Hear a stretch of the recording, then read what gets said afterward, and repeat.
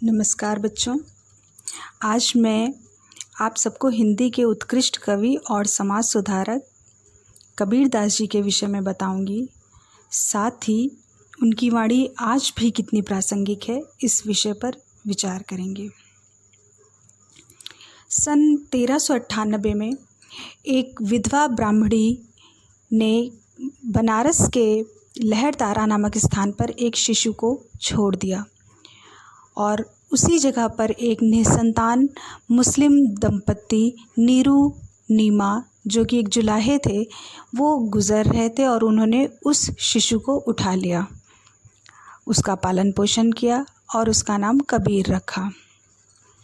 कबीरदास जी बचपन से, क्योंकि उनके माता पिता बुनकर थे, इसलिए उनकी शिक्षा उचित प्रकार से नहीं हुई। इस कारण वे अनपढ़ ही रहे, लेकिन साधु लोगों की संगति यानी सत्संगति, पर्यटन, अनुभव के कारण उनके ज्ञान में बहुत ही ज़्यादा वृद्धि हुई। अपनी शिक्षा के विषय में वो खुद ही कहते हैं कि मसी कागज छुयो नहीं, कलम गही नहीं हाथ। यानी कि मैंने मसी मतलब स्याही, कागज छुआ तक नहीं, कलम गही नहीं हाथ में पकड़ा तक नहीं कलम, लेकिन अपने अनुभव, अपने पुस्तकीय ज्ञान के अपेक्षा अनुभवों से उन्होंने ज़्यादा ज्ञान की प्राप्ति की। उनकी रचनाओं में नाथ, सिद्ध, सूफी संतों का प्रभाव दिखाई पड़ता है। और क्योंकि वह इधर उधर सदुकड़ी स्वभाव के थे, तो उनका पर्यटन में जाते ही रहते थे, इसलिए उनकी जो भाषा थी उसमें अरबी, फ़ारसी, गुजराती, राजस्थानी, हरियाणवी, पंजाबी शब्दों का मेल है। इसीलिए हिंदी के प्रसिद्ध लेखक डॉक्टर हज़ारी प्रसाद द्विवेदी जी ने उनको वाणी का डिक्टेटर भी कहा है। कबीरदास जी की वाणी को उनके शिष्यों ने बीजक ग्रंथ में संकलित कर रखा है, जिसके 3 भाग हैं, साखी, सबद, रमैनी। साखी दोहे छंद में लिखी गई है, सबद पद हैं और रमैनी चौपाई छंद है। इसके बाद अगर हम बात करें तो उनकी वाणी, उनके दोहे पद आज भी उतने ही प्रासंगिक हैं जितने उस समय में थे। अगर इनकी विचारधारा की बात की जाए तो इनकी विचारधारा की कई विशेषताएं हैं। जैसे कि सबसे पहले तो इन्होंने गुरु की महिमा का वर्णन किया है। गुरु रामानंद स्वामी थे, उनको इन्होंने अपना गुरु माना और ये खुद कहते हैं कि गुरु गोविंदो खड़े काके लागू पाए, बलिहारी गुरु आपने गोविंदियो बताए। कि अगर मेरे सामने गुरु और गोविंद आ जाएं, यानी गुरु आए और ईश्वर एक साथ आए, तो मैं समझ नहीं पाता हूँ कुछ क्षण के लिए कि मैं किसके पहले पैर बनूं, लेकिन दूसरे ही क्षण मुझे याद आता है कि मैं तो अपने गुरु के ही बलिहारी जाऊंगा। क्यों? क्योंकि गुरु ने ही हमें गोविंद का रास्ता दिखाया है, ईश्वर का मार्ग तो हमको गुरु ने ही दिखाया है। साथ ही उन्होंने गुरु की जो महिमा है, गुरु की जो तुलना की है, कुम्हार से की है। कहते हैं गुरु कुम्हार सिक कुंभ है, घड़ी घड़ी काढ़े खोट, अंदर हाथ सहार दे बाहर बाहे चोट। कि जैसे कि एक कुम्हार होता है, अनगढ़ मिट्टी चाहे उसको कड़े हाथों से रौंदता है, फिर उसको जब घड़ा बनाता है तो अंदर से सहारा देता है, बाहर से चोट करता है। वैसे ही एक शिक्षक, एक गुरु होता है, कड़े शब्द बोलेगा, दंड भी देगा अपने शिष्यों को, लेकिन वह अपने शिष्य को समाज का एक अच्छा नागरिक बनाना चाहता है और हमेशा अपने शिष्य के गुणों को उत्कृष्ट करना चाहता है। यही एक गुरु की महिमा है और उन्होंने इसी का वर्णन किया है। फिर दूसरे बात वो कहते हैं कि प्रेम के सच्चे स्वरूप पर उन्होंने बल दिया। उन्होंने कहा कि पोथी पढ़ी पढ़ी जग मुआ, पंडित भया न कोय, 2.5 आखर प्रेम का पढ़े सो पंडित होए। कि पोथी पढ़ पढ़ के, गीता कुरान पढ़ करके सब अपने आप को बहुत ज्ञानी समझते हैं, पंडित समझते हैं, मौलवी साहब अपने धर्म के बारे में बताने लगते हैं और जो हिंदू होते हैं वो अपने धर्म का बखान करते हैं और इंसानियत नाम की कोई चीज़ नहीं है, इंसानियत के नाम पे लड़ने लगते हैं। तो कहते हैं कि 2.5 अक्षर प्रेम का। मुझे तो ऐसा लगता है कि जिसने बस 2.5 अक्षर प्रेम के पढ़ लिए वही सबसे उससे बड़ा पंडित है।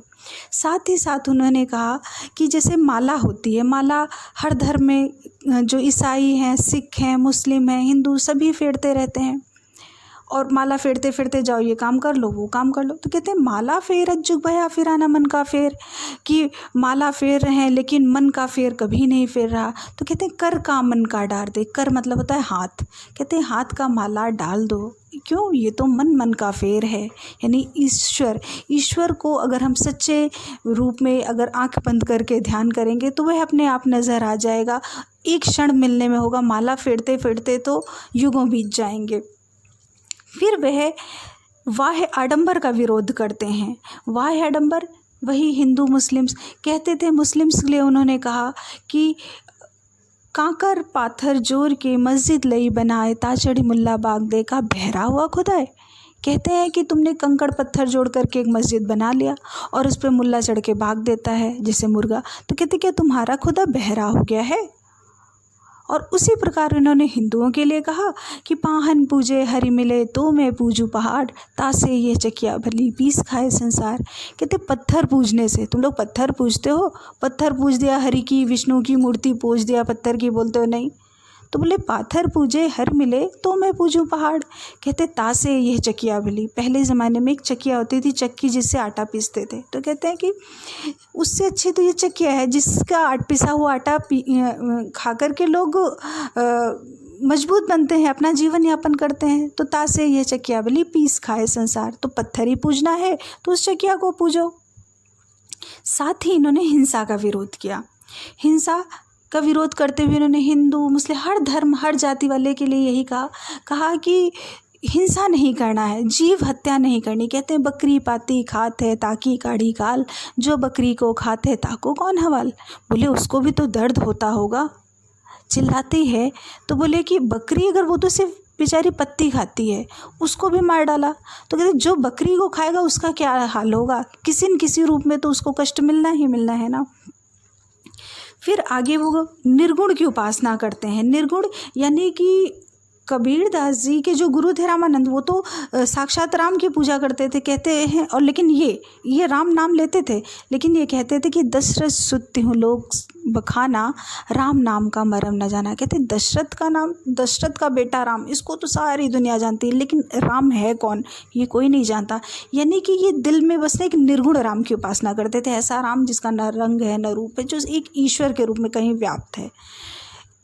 इन्होंने कहा कि कस्तूरी कुंडल बसे मृग ढूंढे बन माहे, ऐसे घटघटी राम है दुनिया देखे नाए। कहते कस्तूरी एक जो मृग होता है उसके नाभि में कस्तूरी नामक पदार्थ होता है, उसमें इतनी खुशबू होती है कि वो पागल सा घूमता फिरता है, खुशबू कहाँ से आ रही है कहाँ से, पूरा जंगल भटकता है। तो कहते हैं ऐसे घटी राम है। वैसे ही हर इंसान के दिल में ईश्वर है, लेकिन दुनिया देखती नहीं, इधर उधर भटकती रहती है। तो इस प्रकार इन्होंने एक निर्गुण ईश्वर की उपासना की। साथ ही साथ इन्होंने सामाजिक ये समभाव को बनाए रखा, और उसको कहते हुए इन्होंने कहा कि कबीरा खड़ा बाजार में मांगे सबकी खैर, ना काहू से दोस्ती ना काहू से बैर। कहते हैं कि कबीरा खड़ा बाजार में, कहते मैं तो बस एक ऐसे बाज़ार में, संसार रूपी बाज़ार में खड़ा हूँ, मैं सबकी खैर मांगता हूँ, मैं सिर्फ अच्छाई जानना चाहता हूँ, चाहे वो हिंदू धर्म की हो मुस्लिम धर्म की हो, सिर्फ अच्छाइयाँ इंसानियत को पहचानता हूँ।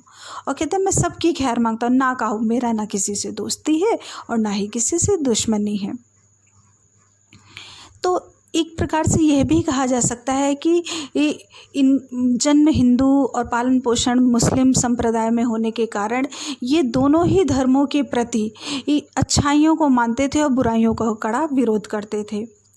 और इसी प्रकार से आडंबरों का विरोध करते करते इन्होंने पूरे 120 वर्ष बिताए, यानी 120 साल तक इनकी आयु रही। और मृत्यु के समय भी इन्होंने इन आडंबरों का घोर विरोध किया। उस समय ऐसा कहा जाता था कि काशी में मरने में स्वर्ग मिलता है, और मगहर उसी के बगल में एक जिला है जो आज संत कबीर नगर नाम से है, तो बोलते वहाँ मरने पर नर्क मिलता है। उस समय भी इन्होंने खंडन किया और कहा, जो काशी तन तजय कबीरा राम ही कौन नहीं हो रहा। अगर जिस दिन कबीर काशी में मर गया ना, तो अपने राम को क्या मुंह दिखाएगा, जिस राम की उसने ज़िंदगी भर उपासना की। और ऐसा कहते हुए मृत्यु के अंतिम समय में वे मगहर आ गए। और ऐसा कहते हैं, जब इनकी मृत्यु हुई तो इनके उस समय बहुत सारे अनुयायी थे, हिंदू थे, मुस्लिम थे, तो वो आपस में लड़ने लगे। मुस्लिम्स ने कहा कि नहीं, हम इनको दफनाएंगे, हिंदूज़ ने कहा नहीं, हम जलाएंगे। लड़ाई होती रही और जब चादर हटाया तो वहाँ पर सिर्फ फूल थे और दोनों संप्रदायों ने आपस में बांट दिया। इसलिए ये कह सकते हैं कि जीवन भर इन्होंने अपने जीवन भर या उस समय भी सांप्रदायिक विरोध, जातिवाद, धर्म, सब प्रकार से इन्होंने उस पाखंड का, आडंबर का विरोध किया। और उस समय से लेकर आज तक वो सांप्रदायिकता, आडंबर बना हुआ है। और इनकी वाणी जिस प्रकार से उस समय भी समाज को प्रेरित करती थी, आज भी प्रेरित करती है।